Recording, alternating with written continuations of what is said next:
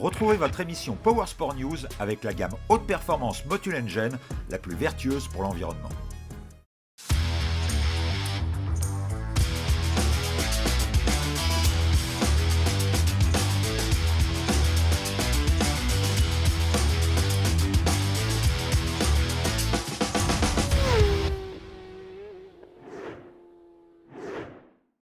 Bonjour, bienvenue sur Power Sport News numéro 8, l'émission de toutes les compétitions moto. Et qui dit compétition dit tour de chauffe, qui dit émission dit sommaire. Ce mois-ci, nous commençons par parler compétition, mais d'une façon très originale, puisque nous évoquons des courses de trottinettes sur circuit avec Éric Sévère, organisateur d'un championnat de France pour la FFM. Place à la culture avec le célèbre photographe et motard François Darmigny, qui a immortalisé avec son objectif des centaines de stars. Il revient pour nous sur sa carrière. Stéphane Hadadj, quant à lui, team manager de National Moto, évoque son titre en Coupe du Monde d'Endurance 2024, catégorie Superstock. Et enfin, petit voyage à Lyon, à la rencontre de Jack Monchanin, personnage charismatique dans l'univers de la moto. Organisateur chaque année du plus beau salon du deux roues à Lyon et collectionneur de petites merveilles. Avec nous sur le plateau, comme chaque mois, Pascal Tomec. Salut Pascal. Bonjour à tous. Voilà, t'es en forme ? En pleine forme. Beaucoup roulé, t'as assisté à beaucoup d'événements moto. Beaucoup. Avec nous également sur le plateau, Éric Sévère, qui va nous parler d'une toute nouvelle compétition. Bonjour Éric. Bonjour, Éric Sévère, donc coordinateur du championnat de France pour la FFM. Donc la genèse de l'histoire, c'est à l'origine, il y a un professionnel de la trottinette électrique. Voilà, on y vient, trottinette électrique. Voilà, qui est venu me voir parce qu'il savait qu'on partageait ensemble la même passion, parce que moi je suis issu de la compétition en 4 roues. Ouais. Lui il participe, c'est le champion de France de Supercard 250, voilà, pour rien de vous cacher. Et donc Julien Goulancourt m'a averti, m'a dit voilà, j'ai beaucoup de propriétaires de trottinettes évoluées, parce qu'il y a 2 gammes de trottinettes. Évoluées, c'est-à-dire un peu plus puissantes. Voilà, débridées. Voilà. Débridées. Voilà, parce que les trottinettes sont vendues dans le commerce pour 25 km/h, oui, quelle qu'elle soit. Ouais. Ça va un peu plus vite. Hein. Et ça peut aller plus vite pour la compétition ou pour le roulage sur circuit. Un peu comme ces motos qui sont vendues dans le commerce sous une forme légale, avec plaque d'immatriculation, homologation, et qui sont transformées pour la course. C'est pareil pour les trottinettes. C'est exactement la même chose. Donc, voyant ça, je suis allé voir avec Julien, on a été voir la FFM, et on s'est dit, c'est maintenant qu'il faut franchir un pas, et on a demandé à la FFM si ce sujet les intéressait, et pourquoi pas introduire ce nouveau sport à la FFM. Donc, bravo. Voilà. Bravo, parce que effectivement, les trottinettes électriques sont source de polémiques un peu dans les villes. La cohabitation avec les piétons et les automobiles et même les deux roues est parfois un peu compliquée. Mais une compétition, c'est génial. On voit tout le temps, au début, on en voyait quelques-unes des trottinettes. On les voyait, effectivement, sur les trottoirs et autres. Mais de plus en plus, c'est une clientèle qui s'organise. Parce que les pouvoirs publics leur tombent dessus à chaque fois qu'ils font une erreur. Et de plus en plus, ils se sont fait sortir de la ville de Paris il n'y a pas très longtemps, voilà. Donc sur les locations. Et quand on voit les vitesses qu'elles peuvent atteindre, on se dit qu'à un moment, il va falloir leur apprendre à rouler à cette vitesse-là. Et c'est du sport. Justement, le but, c'était d'offrir un endroit privilégié pour qu'on puisse déjà apprendre à piloter sa trottinette, simplement, même en track day. On a commencé comme ça. Alors, il y a des créneaux pour trottinette, voilà, ou vous insérez dans les motos ? Alors, depuis qu'on a été introduit à la FFM, il y a eu quelques étapes. Voilà, en premier, on a commencé par faire des track day. Ouais. Devant le succès des track day, on a été voir la FFM. On a demandé si on pouvait faire de la compétition. On a travaillé pendant plus d'1 an à développer une nouvelle licence. Les équipements sont les mêmes, j'imagine. Les équipements, on a fait un règlement technique de sécurité pour légiférer, je dirais, tout ce qui est équipement. Donc combinaison technique. En cuir, c'est plaque dorsale, casque, la même chose du motard. Pour l'équipement du motard. Exactement pareil. On est intégré dans la catégorie vitesse à la FFM. Et alors, je te la pose tout de suite, Éric, la question, quelle vitesse atteignent les trottinettes ? Elles sont toutes électriques. Hein, alors, elles sont toutes électriques. On a 3 catégories. On a une catégorie monotype, monomarque, avec un constructeur qui s'engage avec des trottinettes d'origine qui ont été délibérément débridés, ils atteignent 70-80 km/h. D'accord. Après, on a la catégorie light et racing. La light est limitée à 38 kg au niveau de son poids total, la machine, et la racing 65. Et ces deux types de trottinettes peuvent être débridées. Ce sont des bimoteurs. Ouais. Voilà. Et elles vont jusqu'à combien? Et elles peuvent aller largement plus vite que 160 km/h. Ah ouais, génial. Elles Ouais, pourraient je vais presque essayer ça atteindre tout de les suite. 200 si on voulait, mais c'est pas le but. Le but, on les a bridées, nous, volontairement, sur des circuits de karting. 180, elles sont bridées? 165 km/h, on a fait bridées. sur... voilà. Ça Alors, pose question. Hein. Alors justement, faut- pour la première année du championnat de France, on a démarré en championnat régional. Oui. On a été justement sur un grand circuit avec le FSBK. Donc, Lequel? le circuit Carole. Le circuit Voilà. Carole, ouais. Voilà. On devait rouler sur le petit circuit, mais il n'était pas homologué. Donc, on a roulé sur le circuit de 2 km et là, on a atteint plus de 165 km/h avec des trottinettes qui étaient préparées pour le petit circuit. C'est génial, c'est Voilà. dingue, c'est dingue. Et Combien donc, de concurrents? au départ, on était une vingtaine. Voilà. D'accord, ok. Mais on a très vite monté en croissance, hein, puisqu'on a fini à 33 pilotes. Voilà, et sur les plusieurs dernières manches, courses, ouais. sur les dernières courses, sur plusieurs manches, on était à plus de 30 Et alors pilotes. combien de manches le championnat? Il y avait 5 manches sur manches. toute la France. Voilà. Carole? Alors non, Non, pas cette année. justement, avec la fédération, on a décidé de brider par les circuits la performance. Donc on a roulé avec le mini OGP sur des circuits de karting. Ah oui, Voilà. ok. Vous êtes Et là- greffé sur le mini OGP. Voilà. D'accord. Voilà. Et donc on atteignait des vitesses maximum de 135-140 km/h. Ce qui est déjà Mais c'est beaucoup. spectaculaire. C'est très spectaculaire, c'est très sportif, parce qu'on est en permanence, vous voyez les images derrière vous, en squat, en extension, en tension. Ouais, Donc c'est très, physique. très sportif. Voilà. Au bout de un 10 peu minutes... comme un passager de sidecar, Ouais, pareil. finalement, hein, Ouais. Pascal. On Tout à voit fait. les mouvements. Voilà. Et comment se comporte le monde du motard par rapport au monde de la trottinette? Ils ont effectivement 2 roues, un guidon, mais d'un côté, il y a les motards, et de l'autre côté, il y a pas les trotteurs, je ne sais pas comment on les appelle. Les riders, les trotteurs. D'accord. Voilà. On a- Et La cohabitation. Ouais, la cohabitation. Alors, au départ, c'est de l'électrique, nous on est thermique, on est des purs thermiques. Vous savez, moi de base, je suis un pur 2 temps thermique. Hein. Bah oui, Depuis avec 40 ans avec le Supercard. Supercard. Hein. Ouais. Donc tout le monde m'a dit, mais qu'est-ce que tu fais en électrique, quoi? Eh ben, moi j'adore parce que, comme je vous dis, il y a de la performance, il y a vraiment de la maîtrise de pilotage de la machine, et surtout il y a beaucoup de technologie. Voilà. Donc la cohabitation, au départ, ils nous regardent, sans plus, quoi. La technologie, Pascal. Hein. Mais après, quand ils nous voient évoluer sur la piste, là, ils changent complètement et commencent à regarder de plus près, voire ils s'approchent des grillages. Et surtout, au niveau technologie, on est très, très en avance. Il faut savoir qu'on a le traction control, on a l'acquisition de données, on a même la télémétrie. Hein. On est capable de voir au bord de piste ce qui se passe sur la machine. Tout ça par les téléphones. Vous associez tout à l'heure les téléphones avec la trottinette. Eh ben, exactement, on est dans ce monde-là, puisque le téléphone, plusieurs pilotes ont des téléphones embarqués et ils gèrent leur trottinette avec... C'est une nouvelle discipline, Eric.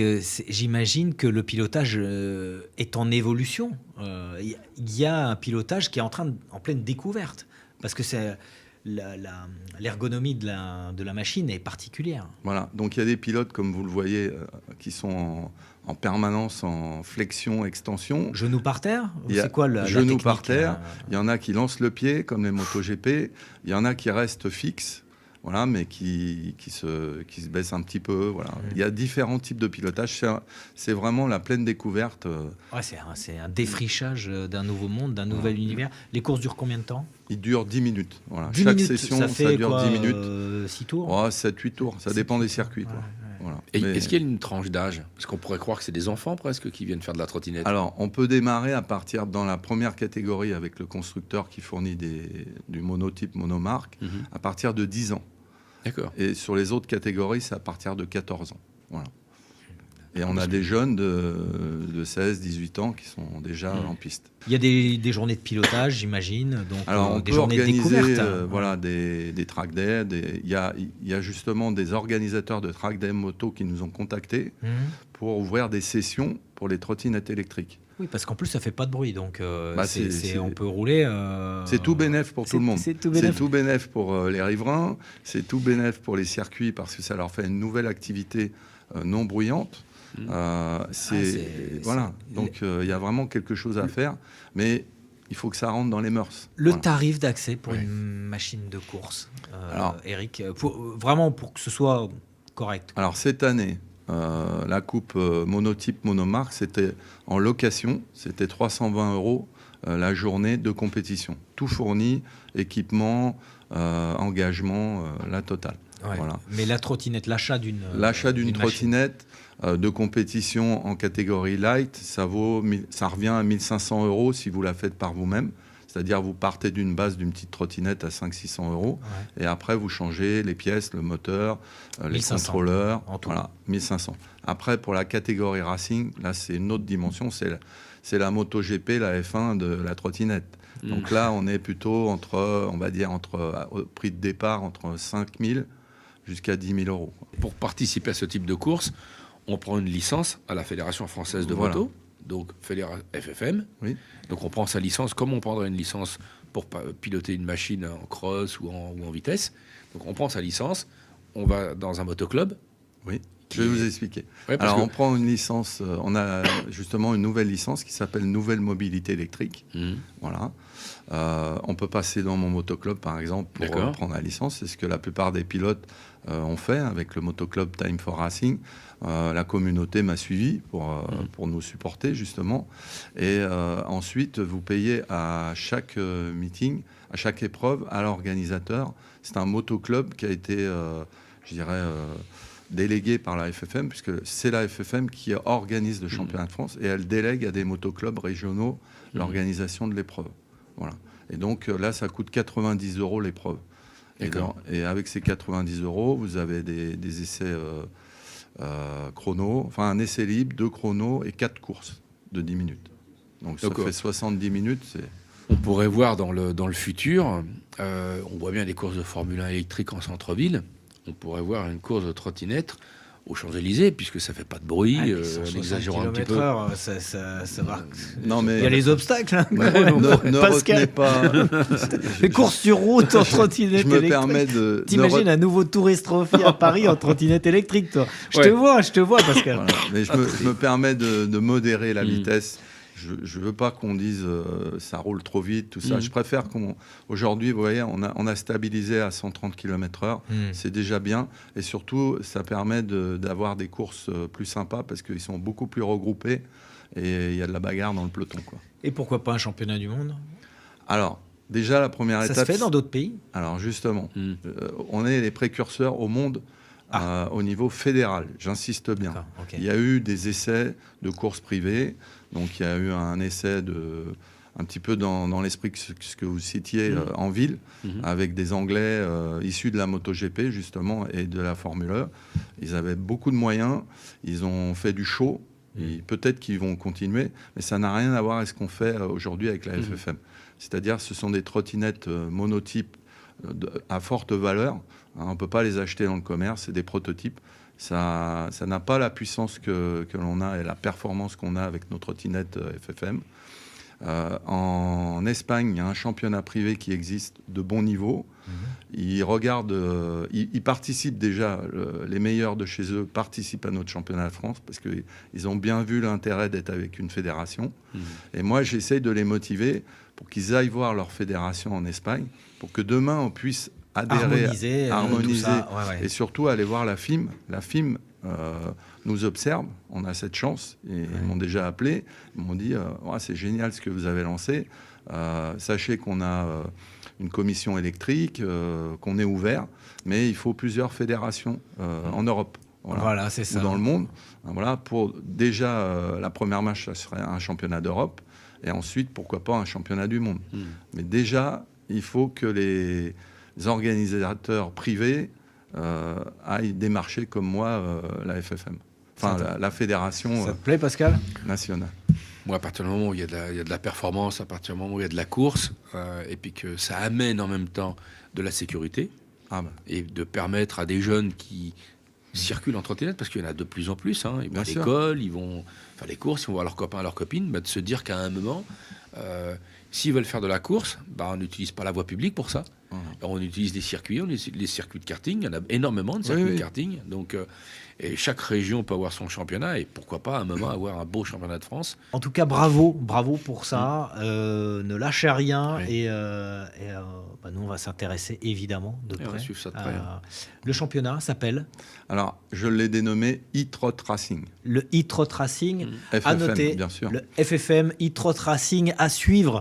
On va vous en reparler dans Power Sport News. On va suivre bien sûr les résultats de le champion Kylian Larrea. Alors, il y a 3 champions, puisque il y a Jean-Philippe Bénin qui est le champion en monomarque, il y a Jess Holloway qui est un Suisse qui est champion en light, et Kylian Larrea qui est le champion racing. Merci Eric. Merci Eric. Nous, on va parler culture, on va recevoir le photographe François Darmini sur ce plateau, à votre place, qui va nous parler d'artistes, il va nous parler de rock, il va nous parler de moto, bien sûr. Mais avant de le recevoir, François, on va repartir du côté de Lyon à la rencontre de Jack Monchanin avec toi. Avec toi, Pascal. Avec Jack Monchanin.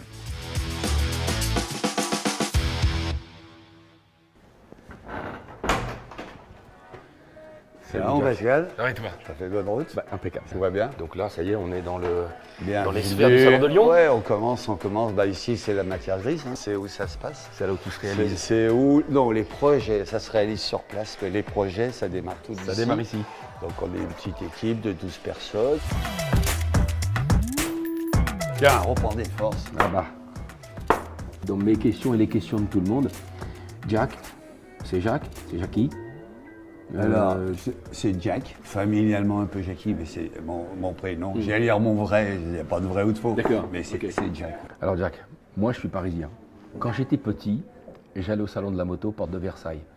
Depuis tout petit, je suis attiré par cet environnement. Alors, je te coupe, on a un point commun, moi aussi. Ah oui. Ah bah oui, c'était là. C'était là. Ah ben on prenait le TGV quand on montait, quand il y avait le salon de la moto. À l'époque, c'était pas le salon de l'euro, c'était le salon de la moto. C'était la sortie, je ne veux pas dire que c'était la sortie de l'année, mais quasiment, c'était religieux. Aujourd'hui, Paris a fait une multitude d'erreurs qui les a amenés aujourd'hui à cette chute. J'ai profité de ce moment. Pourquoi ils ont fait ces erreurs ? Déjà, la moto, on a des codes. Ces codes, on ne peut pas les enlever. C'est à la tête de ce salon parisien qui était, comme tu dis, 12 jours, 500 000 visiteurs, qui était la ref européenne même. Elle s'est cassée la gueule, c'est qu'il n'y avait pas, un ambassadeur. Ils étaient devenus passionnés à des marchands de mètres carrés, à des marchands de moquettes. Et aujourd'hui, nos codes de la moto n'acceptent plus ça. C'est pour ça que dans le concept et dans la répartition que j'ai voulu faire, ça il y a au moins une quinzaine d'années, le salon, je pilote à peu près depuis 20 ans, mais c'était faire un ratio, un tiers de commerce, parce que s'il y a que du commerce, les gens ne veulent pas ça. Un tiers de commerce, un tiers d'exposition, c'est faire revivre du passé, faire revivre des grands moments, faire revivre des champions, faire revivre des marques. L'histoire, c'est-à-dire parce qu'on est vraiment riche en histoire en France, même si on est un peu pauvre actuellement dans cet univers du deux roues, mais faire revivre cette histoire, le mettre, je dirais, au goût du jour avec les motos modernes, donc ce qu'on va appeler le commerce, et puis aussi le visiteur. Pour le combler, on a un tiers d'animation. C'est-à-dire, le gars, il vient à 9h du matin, il repart à 23h, ça ferme à 23h, ok ? Pendant la journée complète, pour 17 €, qui est quasiment le prix d'une place de cinéma, ils vont prendre plein la gueule.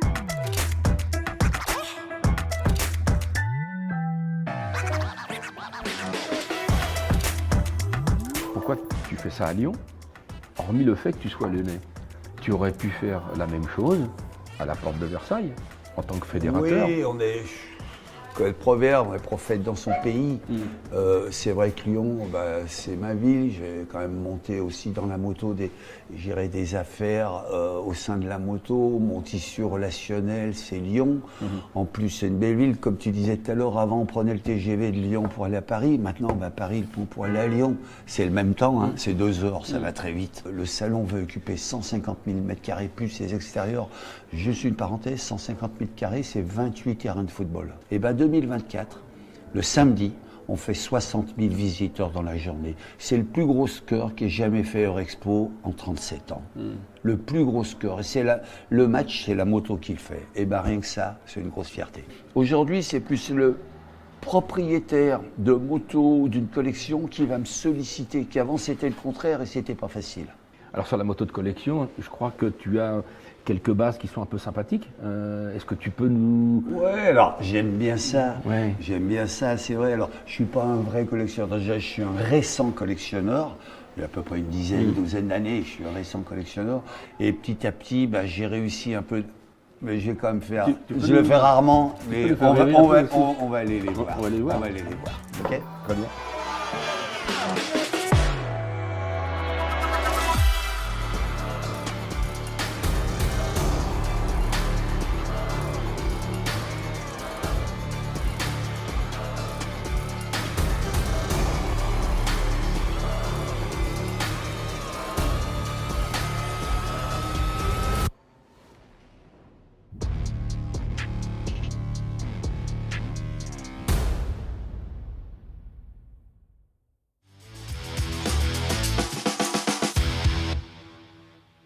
Retour sur le plateau de Power Sport News numéro 8 avec un invité, François Darminier. Salut François. Bonjour, ravi d'être là parmi vous. On se connaît bien, François. On s'est vu la dernière fois, c'était à Morzine pour les Harley Days. Oui, tout à fait. C'était génial. C'était une grande première pour moi. Je ne sais pas pour toi, mais pour moi, c'était une grande première. J'étais déjà allé. Il y avait le concert de Status Quo. Là, c'était Dire Straits Experience. Pas mal. Génial. Génial. Ouais. Grand moment. On aime bien parler de musique et en particulier de rock sur Power Sport News. François, toi, tu es photographe. C'est pour ça que tu es parmi nous. Tu nous as accompagnés lors d'une balade dans le Lot avec Damien Saulnier, un pilote devenu team manager en endurance. D'ailleurs, on a une moto d'endurance sur ce plateau. C'est là que tu as connu François dans ce road trip ? C'est là que je le rencontre avec toi. Donc, le soir, à une table de jardin, il fait un peu frais. Et je tombe amoureux de cet homme, de toutes ces histoires, et qui me ramène au monde de la moto, à la liberté qu'elle exprime. Et lui, il exprime cette liberté par l'image, par la photographie. Et je l'ai entendu toute la soirée me conter des histoires d'artistes qui ont bercé ma jeunesse. Et depuis, je pense à lui régulièrement. À chaque fois que j'entends un des chanteurs qu'il a photographié ou d'une histoire qu'il m'a racontée. Et j'ai trouvé cette soirée extraordinaire. Il parle d'artistes, Pascal parle d'artistes. Lesquels tu as côtoyé et pour lesquels tu as travaillé, François ? J'ai travaillé avec beaucoup de gens. Alors, à long terme, j'ai travaillé avec Patrick Sébastien pendant 40 ans, à Thierry Ardisson pendant 30 ans. Et après, plein d'autres gens que j'ai vus. Mais plus en chanteur, dans chanteur, la musique. Ça va. Mes premières photos de Neil Young en 81, je crois, ou 82. Ouais. Neil Young, qui a fait pas mal de chansons sur la moto aussi, ouais, Motorcycle Man, Mama. Tout à fait, ouais. Et puis, avant, j'ai connu jeune, je faisais déjà des photos de Julien Clerc dans les années 75 en concert, parce que ça m'amusait. J'ai rencontré Félix Leclerc, des personnages un peu comme ça, Johnny, soit un au peu. Canada. Johnny, à mes débuts, j'ai fait mes premières photos avec lui en 82, je crois. D'accord. Il y en a beaucoup qui étaient motards, des chanteurs.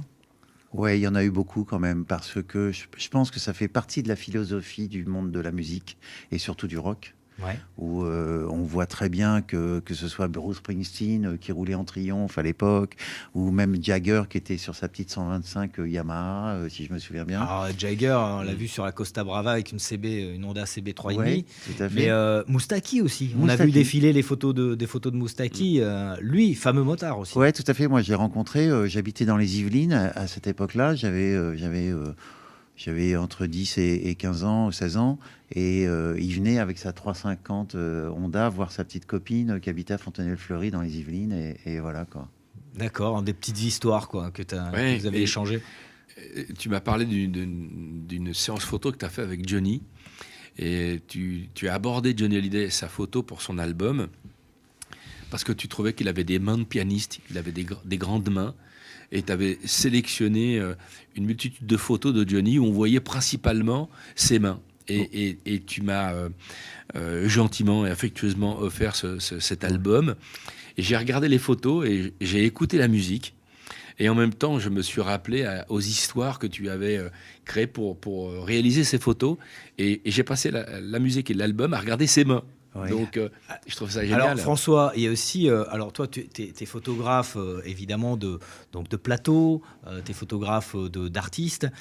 La moto, c'est un fil rouge chez toi. Tu as collaboré récemment avec Moto Heroes, avec Florent Pagny notamment. Tout à fait. Tu as fait intervenir Éric Jean-Jean, tous les deux. Oui. C'est des fameux motards. Florent Pagny, il a même racheté la marque Godet, Il Motorcycle. a racheté Vincent Godet. Au départ, je crois qu'il avait pris 50% parce que pour aider la marque. C'est ça. Et après, ensuite, quand le propriétaire a lâché la société, Florent a récupéré le reste de la société. Passionné, on en a reparlé encore avec Florent. La moto fait partie de sa vie. Il y a une super interview d'ailleurs extraite de l'interview qui était donnée pour la presse, qui est plus longue même. Oui, tout à fait. Il y a un supplément. Oui, il y a un supplément. On a vraiment, ils ont dû discuter pendant 45 minutes. Ils se connaissent bien en plus. C'est à voir sur YouTube. Oui, à voir sur YouTube. Ça permet de découvrir encore un cap qui est différent dans le dialogue, parce que c'est une interview, mais c'est un dialogue de deux potes qui se parlent comme ça. Éric Jean-Jean, Florent Pagny. Voilà, ils ont passé des étapes ensemble, ils se connaissent super bien, et je trouvais ça extraordinaire de pouvoir les ramener dans l'essentiel de leur vie, qui est la moto. Parce que Éric Jean-Jean, il est à RTL tous les jours, il n'arrête pas, et dès qu'il va en vacances ou qu'il part quelque part, il est en moto. Il part avec sa femme pendant 1 mois en moto, et ils partent tous les deux en bécane. Ah, il s'y connaît. Voilà. Alors, il roule en BMW, je crois. Hein. Il roule soit en Triumph, soit en BMW, mais il change, il aime bien aussi. Voilà, mais ouais, voilà, il adore ça, quoi. C'est se retrouver sur sa moto et parcourir des endroits. Ça te L'été parle, dernier, ça, hein. C'est une source de jouvence pour toi, les longs road trips en moto. C'est le seul moment où, effectivement, on peut avoir un esprit complètement libre. ouais. On peut réfléchir en roulant. Et rêver.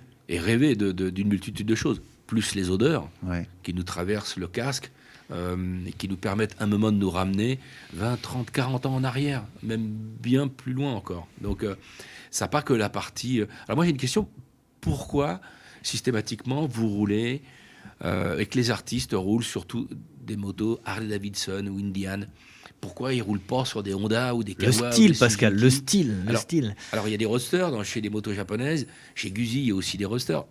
Pourquoi, systématiquement, depuis toutes ces années, toutes ces décennies, c'est tout le temps lié à l'Harley ou à L'imaginaire Brando, j'imagine. Brando, Ouais, il y a un cette petit culture peu Elvis. Brando et Elvis, et je pense qu'elle fait partie du patrimoine du début de la moto. Harley a toujours été là, et je pense que c'est Indian, mais surtout Harley, parce que c'est vraiment Harley qui a pris, qui a montré et fait découvrir cette liberté-là au départ.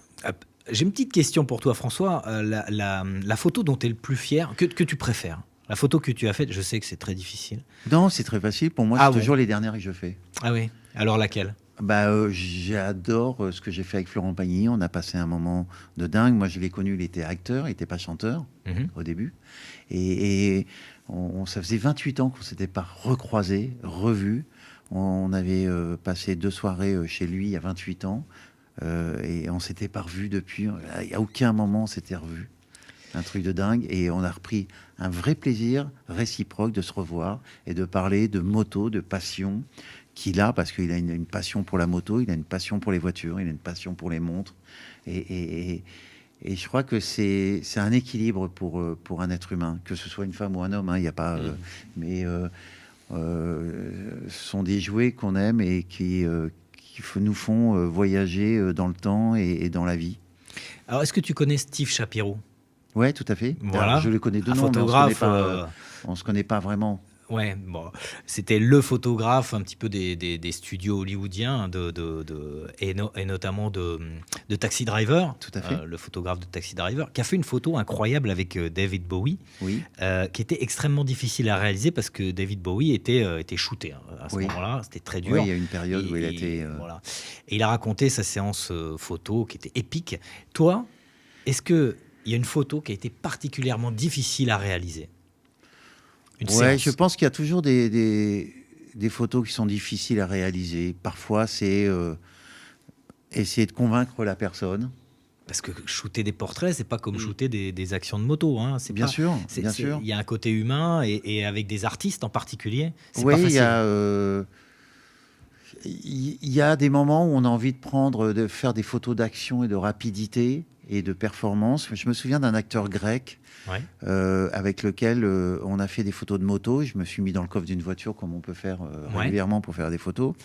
Et je voulais de la puissance. Et on a fait tout en roulant très rapidement. En roulant vite. Donc là, c'était un peu compliqué. Aussi bien moi dans le coffre que lui devant, à coller le coffre pour faire des photos. Et on voulait cette puissance-là. Et on a fini quand même à Paris.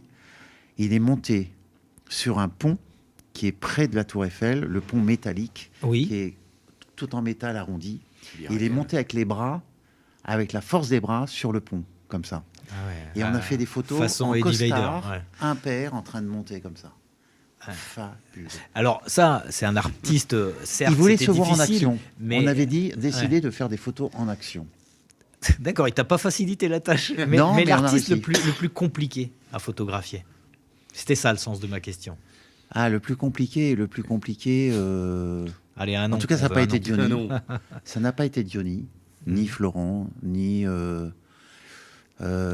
Aznavour, que tu as bien connu. Non, ni Aznavour. Je dirais le plus compliqué. Je préfère l'ignorer. Je pense que c'est la bonne réponse parce que... ça y est, tu as identifié quelqu'un, tu t'es dit... allez, je me suis identifié quelqu'un parce que c'est même plus quelque chose de compliqué, c'est que lui est plus compliqué que la photo qu'on veut faire. Ah oui, et c'est ça le problème, c'est plutôt la personne qui est compliquée. François, tu as fait une expo récemment. Oui. Tu nous en parles? J'ai fait une expo sur la BD où je suis commissaire de l'expo. Exactement. Alors c'est une BD qui est extraordinaire. Ce sont des histoires de rock, des vraies histoires de rock sur des gens très très connus, mais qui n'ont jamais existé en image. C'est-à-dire que ce sont des vieilles histoires, mais pas si vieilles que ça. Il n'y a pas les témoins visuels. Non, il n'y a pas de témoins visuels. Et puis voilà, et on parcourt les Stones, Lennon, Bowie, Blondie. Et voilà. Merci François d'être venu. Et nous, on repart avec toi, Pascal, du côté de Lyon. Chez Jacques Monchanin, tu es allé à la découverte de l'univers de l'organisateur du Salon de Lyon. Complètement. Savoir qui est Jacques.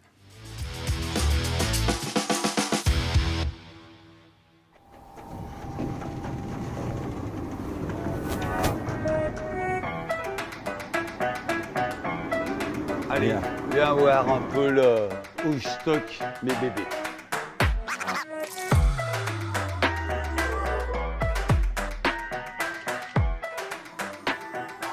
Pascal, toi, on va commencer, comme on dit, par le commencement. Si aujourd'hui j'ai une telle passion sur la moto, je veux presque dire c'est grâce ou à cause de cette machine. Il y avait cette moto au fond d'un garage. Et quand j'ai eu 16 ans, c'était hors de question que mes parents m'achètent quoi que ce soit. J'avais un peu taquillé mon père qui m'avait dit si tu fais 40 sur 40 au code, je me rappelle comme si c'était hier, tu pourras prendre la puce. Alors c'est vrai que la puce, c'était le moyen de sortir un peu du bus. Pour les filles, c'était pas l'idéal parce que quand elles allaient les chercher au lycée en puce, souvent tu revenais bredouille. Est-ce que de ne pas monter dans le bus, ça n'est pas aussi toujours l'actualité de ceux qui consomment du 2 roues?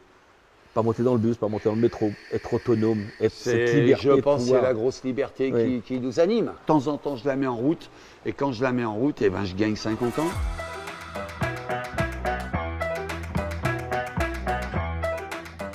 On va aller sur l'âme de la collection.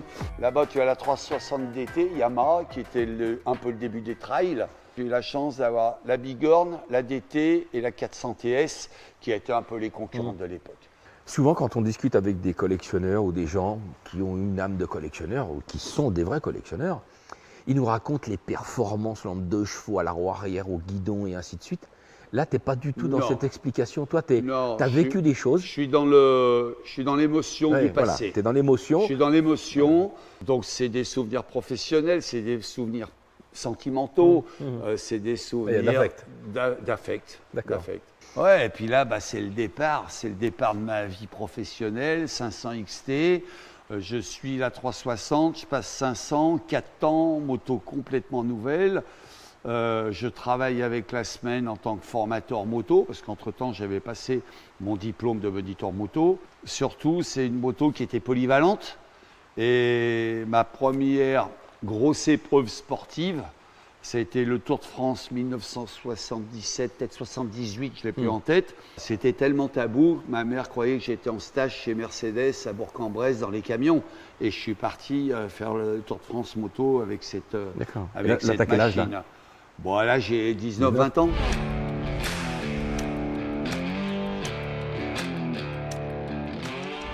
Comme j'étais pas trop bon en moto, quand je regardais les classements, je prenais mal au dos parce que j'allais bas. J'ai dit, on va faire autre chose, on va faire de la TC. 2 roues derrière, ça permet d'aller plus vite. Et j'ai fait 2-3 ans le Trophée Canada Dry, qui était diligenté par Honda. Donc là, on est un petit peu parti musée. Alors, c'est des motos que j'ai jamais pu avoir quand j'étais jeune. Je n'avais pas les moyens de les avoir. Par contre, aujourd'hui, c'est vrai que c'était du rêve. Alors, autant les XT, j'ai consommé. Ça, j'ai pas consommé. Ça, je feuilletais. Je faisais la presse spécialisée qui, à l'époque, sortait tous les jeudis. On bavait devant. Je ne vais pas acheter celle-ci parce qu'on va spéculer dessus. Voilà. J'ai aucune notion, je dirais, de spéculation, d'argent, de rareté. Je me fais plaisir.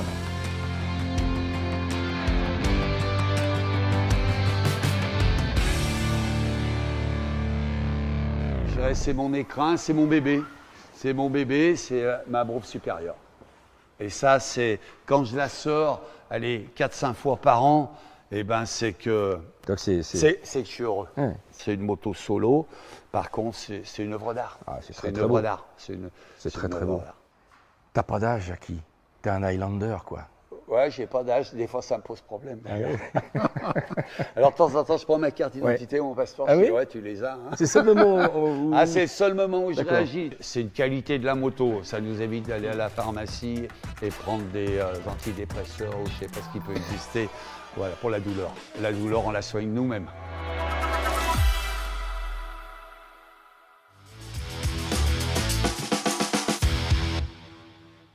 De retour sur le plateau de Power Sport News avec un nouvel invité, Pascal, c'est Stéphane Hadadj. Salut Stéphane. Bonsoir à tous.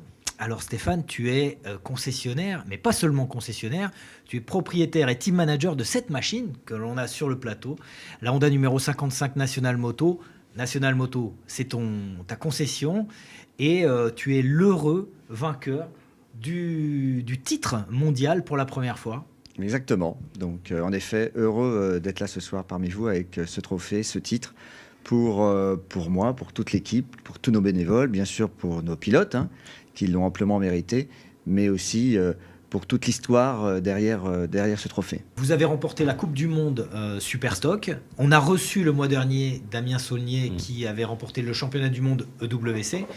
Et dans le mondial d'endurance, il y a une catégorie Superstock. Ce sont des machines plus proches de la série et la concurrence, elle est très très rude parce que pour une quinzaine de machines EWC, il y en a une trentaine en Superstock. Exactement, oui, la concurrence devient de plus en plus importante.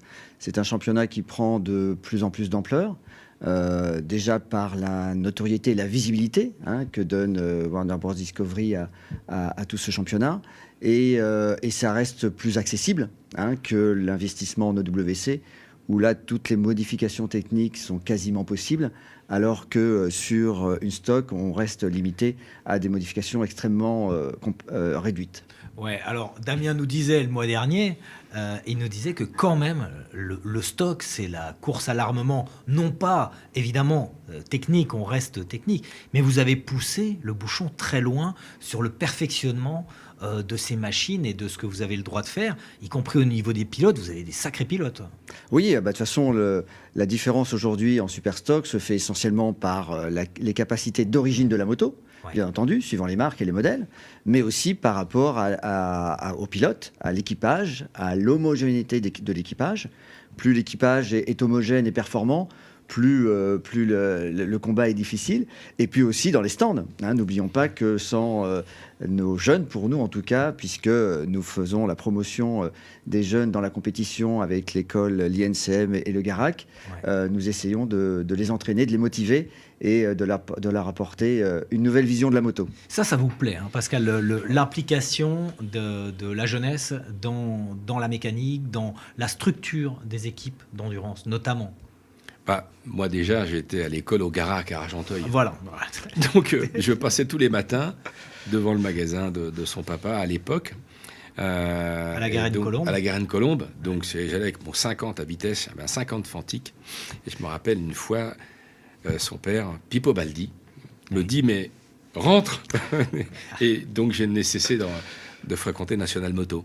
Mais c'est vrai que Stéphane a un attachement particulier à la formation des jeunes, avec l'INCM, donc une école de formation de mécaniciens moto, et le Garac, donc à Argenteuil, qui sont les deux plus belles écoles de formateurs de mécaniciens moto pour le milieu. Alors, petite question, Stéphane, c'est qu'on a beaucoup entendu parler le mardi d'une vitesse de pointe de la National Moto.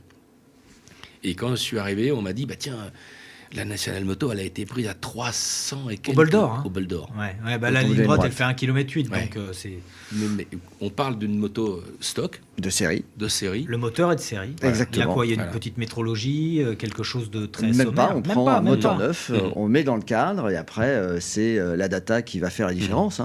Et les pilotes, faut pas l'oublier. Et on a beaucoup entendu parler de cette vitesse de pointe en fin de la première journée des 7 de National Moto. J'ai entendu parler de la vitesse de pointe de la BMW aussi. Oui, 347. 347 km/h. Surprenant quand même. De toute façon, aujourd'hui, concrètement, la différence WC Superstock réduit d'année en année en termes de performance de la moto.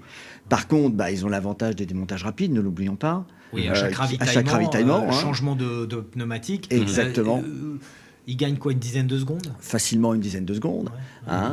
Et surtout, des pilotes quand même qui ont un niveau qui est quand même assez extraordinaire. Donc voilà, il faut juste quand même aujourd'hui prendre conscience que l'endurance, c'est quelque part une course de vitesse pendant 24 heures.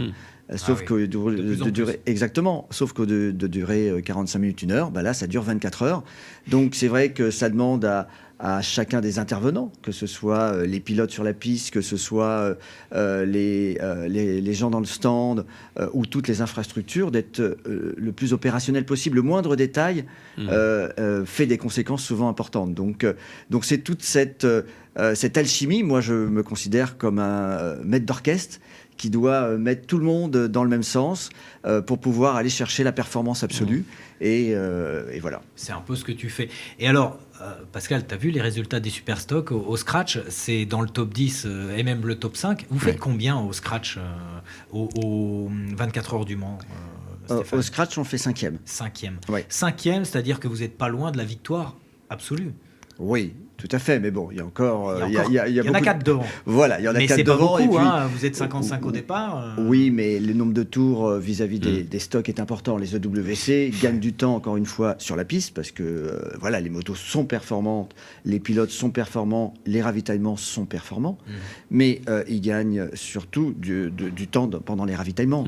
Et ces dizaines de secondes cumulées sur déjà 24 relais, donc ça fait plusieurs tours à la fin de la course. Voilà.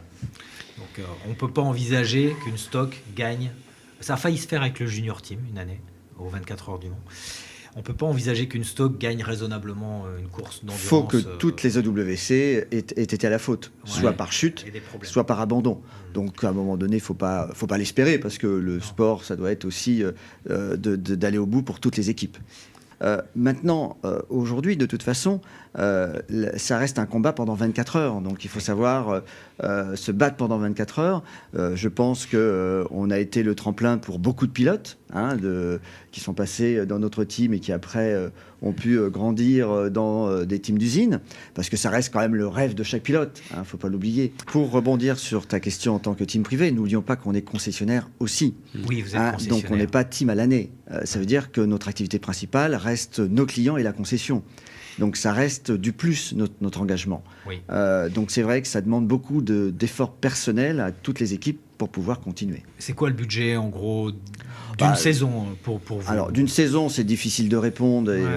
C'est plusieurs dizaines de milliers d'euros, c'est clair. Mais pour Suzuka particulièrement, de toute façon, l'équation est très simple. Vous avez à peu près 20 000 euros de transport de matériel. Et puis après, vous prenez 1 500 à 2 000 euros par billet pour 15 à 20 personnes. Voilà. Sans compter après la nourriture sur place, les pneus, l'essence, etc. Donc oui, c'est un vrai budget Suzuka. Ça a été difficile cette année, ça a été difficile aussi l'an passé parce que vous avez raté le titre. Tu as failli arrêter d'ailleurs, Stéphane. Tu y as pensé. La moto, tu l'as rangée pendant un mois dans un coin sans y toucher. À combien vous avez cassé 15 minutes de l'arrivée, on perdait et la victoire au Bol d'Or et le titre de champion du monde l'année dernière. C'est une épreuve quand même. Au bout de 24 heures de course, 23h45 de course, c'est une épreuve, il faut l'encaisser. Alors oui, c'est une épreuve physiquement comme les autres. Par contre, psychologiquement, extrêmement difficile à accepter. Moi et toute l'équipe, Eric, mon frère qui prépare les motos, la décision était quasi actée d'arrêter. On voulait, c'était pas possible. À chaud. C'était pas possible de continuer. C'est que le sort ne voulait pas, donc. À un moment donné, il faut savoir accepter le sort. Et l'idée d'arrêter était quasi au bout des doigts de signer, dire bon, c'est bon, on arrête, on informe Honda, on informe nos partenaires, et puis on vit notre vie de concessionnaire, et puis voilà. C'est plus fort, c'est plus fort. Voilà. Quand on s'appelle National Moto, on doit être au départ. Alors, le Bol d'Or ne vous réussit pas, mais les 24 heures du Mans, en revanche, c'est plutôt pas mal, parce que vous avez commencé par une victoire. Oui, tout à fait. On a plutôt extrêmement bien commencé la saison, puisqu'on a récolté tous les points possibles aux 24 heures du Mans. Donc c'est vrai que ça nous a apporté une avance dès la première course. On finit deuxième à Spa. Donc là aussi, c'était quand même un très beau score pour pouvoir, malgré la pression qu'il y avait, parce que bon, quand on finit premier à une course telle que les 24 heures du Mans, la suivante, on se met beaucoup d'obstacles psychologiques, faut quand même pas l'oublier. Donc on réussit à finir deuxième avec une Aprilia devant qui était juste indétrônable. Elle avait une performance absolue. Donc voilà, on va au Japon, on finit 5e stock. D'ailleurs, dans mon brief avec les équipes avant le Bol d'Or, j'ai dit que le travail était déjà fait. On avait déjà fait une très belle saison. Voilà, fallait être honnête. Et vous aviez combien de points d'avance avant d'arriver au Bol d'Or? On avait 54 points d'avance, 53 points d'avance. Mais ça peut être un piège. Mais ça peut être un piège. Et justement, l'idée, c'est de se focaliser sur la course, et uniquement la course, et pas le championnat. Et, mais encore une fois, même s'il nous est arrivé beaucoup de choses au Bol d'Or, beaucoup auraient aimé finir le Bol d'Or, 10e stock. Le finir déjà. N'oublions pas que sur 45 ou 46 engagés, il n'y en a que 27 qui finissent. Donc on arrive à le terminer. On finit 10e stock, on finit la course. Donc la saison a quand même été très belle. Voilà. Alors on a l'habitude de mettre en lumière les pilotes. Là, les pilotes, on n'en a pas parlé. C'est vrai. On n'en a pas parlé encore. Donc, Pascal, il y a beaucoup de frangins, de frères qui ont roulé ensemble sur des courses et sur la même moto. On se souvient des frères Saron qui avaient gagné d'ailleurs le Bol d'Or. Qui étaient des pilotes de Grand Prix et qui mettaient un point d'honneur à faire au moins dans leur vie une course d'endurance et au moins de la faire à deux. Donc, ils avaient gagné le Bol d'Or ensemble. Et là, ça laisse aussi des souvenirs... Christian et Dominique. Impérissables. Alors pourquoi je parle de frères? Parce que toi, Stéphane, tu as 2 frères parmi tes 3 pilotes, les frères Valentin et Sébastien Suchet, associés à Guillaume Raymond. Et comment c'est de gérer des frangins Alors, ça a été assez facile. Oui. Je dois l'avouer. C'est des gens qui c'est des pilotes qui se sont parfaitement intégrés à ma rigueur, mon exigence, qu'ils le sont eux-mêmes. Je le sais, parce que j'ai fait une course en 125 avec Stéphane, fallait ranger les portables. Eh oui. Donc, c'est vraiment des gens qui ont compris que tout ce qui était demandé était dans l'intérêt du team. Et en plus, ils ont une fusion, ils sont fusionnels, mais dans le bon sens du terme, pour aller de l'avant. Ils se respectent et se font confiance. Et pareil vis-à-vis de Guillaume, il y a une énorme confiance entre les pilotes. Et cette confiance apporte aussi la performance de la moto. Parce qu'il ne faut pas oublier que derrière deux roues, un moteur, il y a des pilotes. Que ces pilotes, si on reparle du bol d'or, nous, quand on est descendu 30e dans le classement, on n'avait plus besoin de terminer la course du bol d'or. Notre sort était entre les mains des autres teams. Vous n'aviez plus votre destin entre vos mains. Exactement. Puisque c'était dépendant de, je crois, la RAC 41. Si elle gagnait, c'était fini. Il y a eu la RAC 41, il y a eu la 18, etc. Donc, notre sort n'était plus entre nos mains. Et demander aux pilotes, voire on n'avait même pas besoin de le demander. Nos regards suffisaient à se dire, on va continuer, on va aller jusqu'au bout de cette course, quoi qu'il arrive. Alors c'est sûr qu'il y a eu des moments de faiblesse de psychologique de nos pilotes, de nos équipes, parce qu'à un moment donné, pourquoi continuer ? On peut très bien abandonner, et puis on laisse le sort se faire, et puis on verra à la fin de la course. Mais l'exigence et l'esprit de ce sport ne pouvaient pas être autrement pour moi que de finir la course. Je pars du principe que quand on prend une course, quand on prend le départ d'une course d'endurance, c'est pour aller jusqu'au bout, quelles que soient les conditions, sauf mise en danger, pilote ou technique. C'est passionnant. En tout cas, Stéphane, bravo, félicitations. 2025, dernière petite question. Passage en EWC ou non ? Non, si on continue en 2025, ce sera en stock. Ouais. La décision n'est pas prise. Pour l'instant, on va déjà essayer de digérer 2024, de le savourer, de le partager, d'en profiter avec tous ceux qui nous suivent depuis de nombreuses années. J'en profite également, on a parlé des jeunes qui intègrent le team, de rappeler également qu'on supporte une association qui aide les malades de la maladie de Charcot, donc l'ARSLA. Et donc on leur a donné au nombre de tours le budget de 800 et quelques euros pour Le Mans, de 600 pour Spa, et ce sera à peu près de 600 également pour le Bol d'Or. Parce que j'estime que voilà, derrière cette aventure humaine, il y a des hommes, des femmes, et que le partage est extrêmement important pour moi. Donc voilà. Merci Stéphane. En tout cas, Pascal et moi, on suivra National Moto quoi qu'il arrive l'année prochaine. Merci pour cette belle émission. Merci Pascal de nous avoir accompagnés tout au long de cette émission. Et puis, c'était passionnant avec tous nos invités. Nous, on se retrouve le mois prochain pour une prochaine émission Power Sport News numéro 9.